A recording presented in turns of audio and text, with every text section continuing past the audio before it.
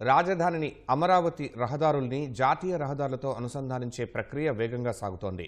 అందులో భాగంగా ఎర్రబాలెం నుంచి చెన్నై కోల్కతా జాతీయ రహదారితో అనుసంధానించే ఈ 13 రోడ్డు నిర్మాణ పనులు చురుగ్గా సాగుతున్నాయి. రాజధాని మాస్టర్ ప్లాన్లో భాగంగా నెక్కల్లు నుంచి ఎర్రబాలెం వరకు ప్రతిపాదించిన ఈ 13 రహదారిని ఇప్పుడు NH-16 వరకు పొడిగిస్తున్నారు. ఇది విజయవాడ మంగళగిరి మధ్య డీజీపీ కార్యాలయం సమీపంలో NH-16తో కలుస్తుంది.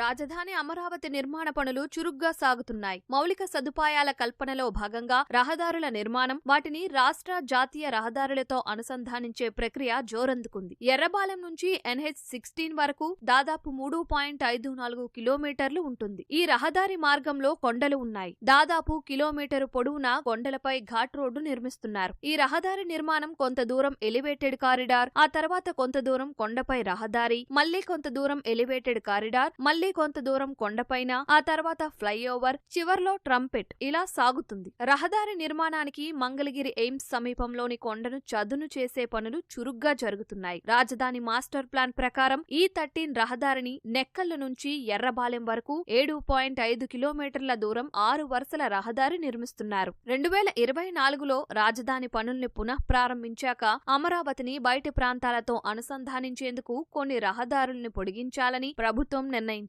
దానిలో భాగంగా E13 రహదారిని ఎర్రబాలెం నుంచి NH-16 వరకు పొడిగిస్తున్నారు. ఈ దూరం సుమారు 3.54 కిలోమీటర్లు. దీన్ని కూడా 6 వరుసలుగా నిర్మిస్తున్నారు. మధ్యలో కొంత అటవీ భూమి ఉండడంతో రోడ్డు నిర్మాణానికి కేంద్ర అటవీ, పర్యావరణ శాఖ అనుమతులు తీసుకున్నారు. 384 కోట్ల అంచనా వ్యయంతో రోడ్డు నిర్మాణం ఏడాదిలో పూర్తి చేయాలని లక్ష్యంగా పెట్టుకున్నారు.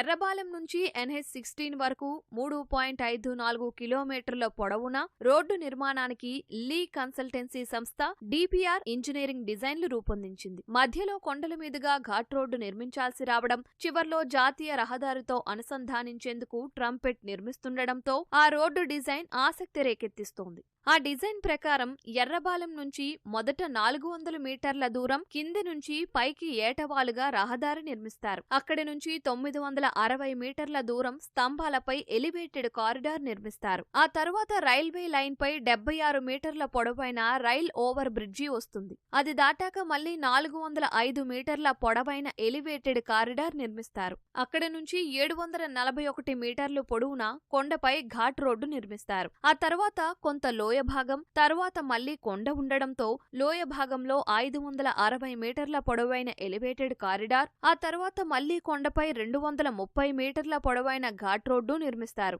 అక్కడి నుంచి జాతీయ రహదారి వరకు 360 మీటర్ల పొడవున ఏటవాలుగా రోడ్డు నిర్మిస్తారు. జాతీయ రహదారిని క్రాస్ చేసేందుకు 5.5 మీటర్ల ఎత్తున ఫ్లైఓవర్, దాని చివర ట్రంపెట్ నిర్మిస్తారు.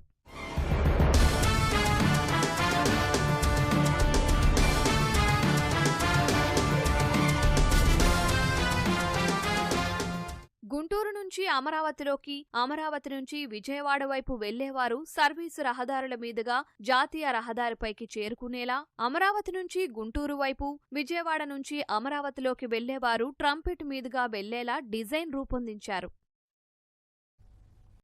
రాజధానిని అమరావతి రహదారుల్ని జాతీయ రహదారులతో అనుసంధానించే ప్రక్రియ వేగంగా సాగుతోంది. అందులో భాగంగా ఎర్రబాలెం నుంచి చెన్నై కోల్కతా జాతీయ రహదారితో అనుసంధానించే ఈ 13 రోడ్డు నిర్మాణ పనులు చురుగ్గా సాగుతున్నాయి. రాజధాని మాస్టర్ ప్లాన్లో భాగంగా నెక్కల్లు నుంచి ఎర్రబాలెం వరకు ప్రతిపాదించిన ఈ 13 రహదారిని విజయవాడ మంగళగిరి మధ్య డీజీపీ కార్యాలయం సమీపంలో NH-16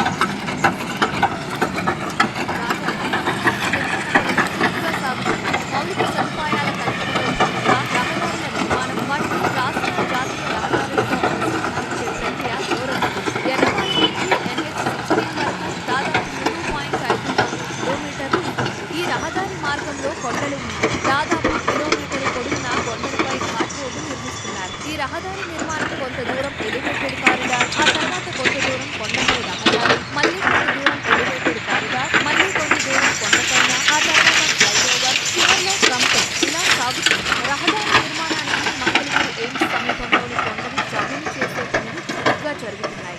రాజధాని మాస్టర్ ప్లాన్ ప్రకారం ఈ 13 రహదారిని నెక్కల్లు నుంచి ఎర్రబాలెం